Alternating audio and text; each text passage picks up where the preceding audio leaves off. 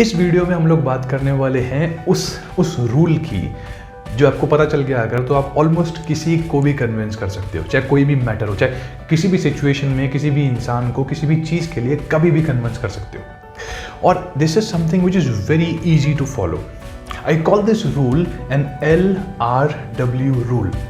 ये एक ऐसी चीज़ है जो मैंने खुद सीखी है। I have not learned it from somewhere, मैंने कहीं से पढ़ी नहीं है ये।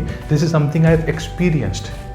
जब भी मैंने ये चीज़ यूज़ करी है, ऑलमोस्ट हर इंसान जो है वो कन्विंस हो जाता है, और जो नहीं होता है उसके लिए ना बोलना बहुत मुश्किल होता है। जनरली हमारे लिए प्रॉब्लम होती है ना कि यार हम ना नहीं बोल पाते सामने वाले हो, यार ना कैसे बोले। यहाँ पर एक ऐसी सिचुएशन होगी कि सामने वाला आपको ना नहीं बोल पाएगा, and that is the time when you can actually capitalise the situation. तो बात करते हैं इस LRW रूल की कि ये है क्या।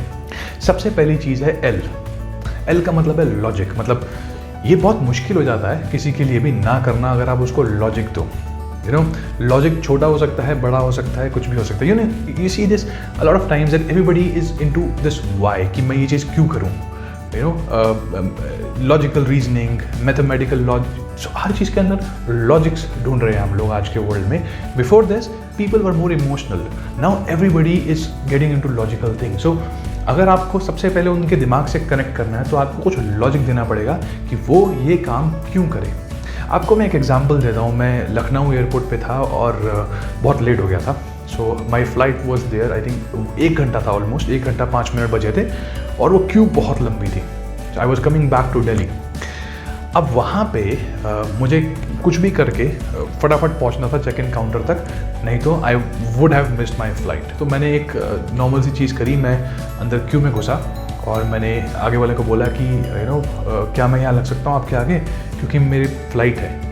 एंड ही सेड ओके आगे आ जाओ। फिर मैंने और आगे वाले को बोला कि यार कि मैं आगे आ सकता हूँ क्योंकि मेरी फ़्लाइट है, मतलब आप आ जाओ।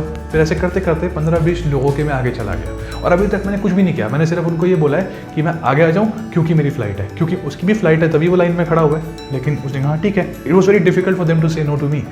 एंड देन फाइनली 15-20 लोगों के बाद जब मैंने एक और को बोला कि सर मैं आगे आ जाऊँ बिकॉज मेरी फ़्लाइट है, उसने बोला क्या हुआ, फिर मेरी भी फ़्लाइट है। इसे सुन लिया, मतलब he understood what I was saying. So I said okay, कुछ थोड़ा सा चेंज करता हूँ कि सर मेरी फ़्लाइट है 45 मिनट्स में। एंड देन वाज लाइक अच्छा 45 मिनट्स में, ठीक है, मेरी 2 घंटे बाद है, आप आगे आ जाओ। Now again I give logic to this person, but this time it has more reasoning in to it. लेकिन अगर आप देखोगे तो ऐसे करते करते I finally reached where I was suppose to, और मैंने वो फ्लाइट मिस नहीं करी थी। When I give logic to them, चाहे वो बहुत ज़्यादा एक्यूरेट नहीं था, सिर्फ ये था कि लाइन में लग जाओ क्योंकि फ्लाइट है, and this person allowed me कि हाँ लग जाओ। और जब किसी को नहीं समझ आया तो मैंने और डिटेल में लॉजिक दिया। So this is how I was able to catch my flight. और बहुत सारी चीज़ें जो मैं मिस कर सकता हूँ, वो सारी की सारी चीज़ें बच जाती हैं। I can get it just by using some logic, because everybody is looking for logic. उनका दिमाग जो है ना वो काम तब ज़्यादा करता है जब आप उसको बोलते हो कि अरे सुनो मुझे ये चीज़ करनी है क्योंकि ये प्रॉब्लम है। हाँ चलो ठीक है आप कर लो, आपको ज़्यादा ज़रूरत होगी इस चीज़ की।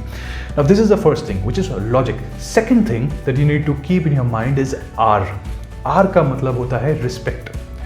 Whenever you want anybody to do anything, हो सकता है वो आपसे छोटा हो, आपसे बड़ा हो, आपके बराबर हो, या कुछ भी हो, आप उसको respect ज़रूर दें। You should go to them and say, please do this. I really would appreciate अगर आप मेरे लिए ये कर दोगे, I really respect you. So when you do this, जो एक हिंड्रेंस होती है, जो एक ऑब्स्टेकल होता है, वो पहले ही खत्म हो जाता है। कि सामने वाला इंसान कहता है हाँ ठीक है चलो, this person is humble enough to ask me and request me, so let me do it for this person. So when you respect this person and when you give logic to this person, the chances of this person saying no to you really reduces. और तीसरी चीज़, और सबसे ज़्यादा neglected चीज़ है ये, क्योंकि देखो आज के टाइम पे मैक्सिमम लोग जो हैं वो सेल्फिश हो गए।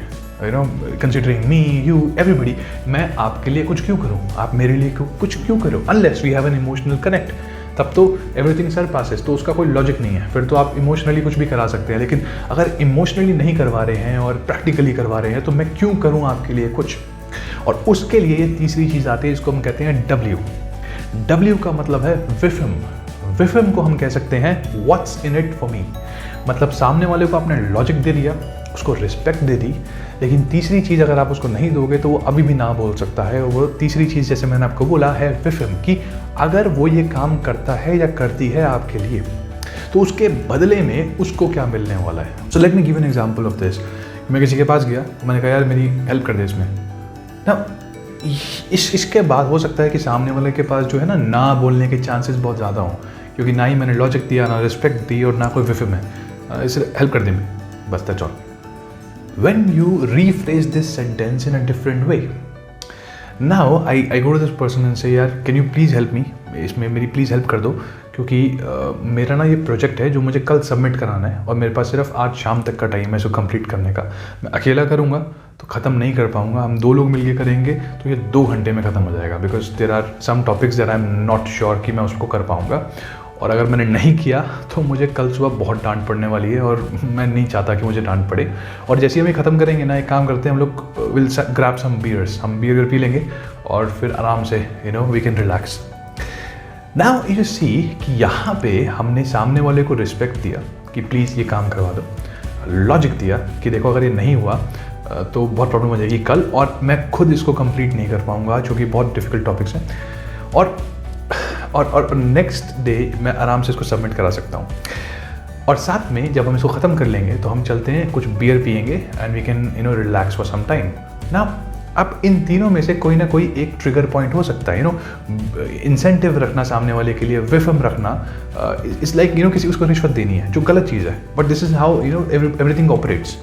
तो आप सामने वाले को रिस्पेक्ट दे रहे हो, आप सामने वाले को लॉजिक दे रहे हो, और आप सामने वाले को ये बोल रहे हो कि देखो जैसे ये होता है हम ये कर सकते हैं, तो सामने वाले को भी कुछ उसके लिए मिल रहा है। सो वो किसी भी कैटेगरी में फॉल करता है, शायद वो ये देखेगा कि यार इसको मेरी मदद चाहिए, तो नहीं मैं ज़रूर इसकी हेल्प करूँगा, ये रिस्पेक्ट दे रहा है यार, मैं इसकी हेल्प कर देता हूँ, नहीं यार ये शायद इसकी मैं मदद कर दूँगा, सो heal O me in future, वो भी रीज़न हो सकता है। या फिर कि यार बियर पीने को मिल रही है शाम को, चलो ठीक है काम करते हैं, चलते हैं फटाफट कर लेते, 2 घंटे का काम है और फिर आराम से रिलैक्स करेंगे। अब इन सब में से कोई भी एक रीज़न हो सकता है जिसकी वजह से वो कन्विंस हो जाए और वो आपके साथ वो काम में हेल्प कर दे।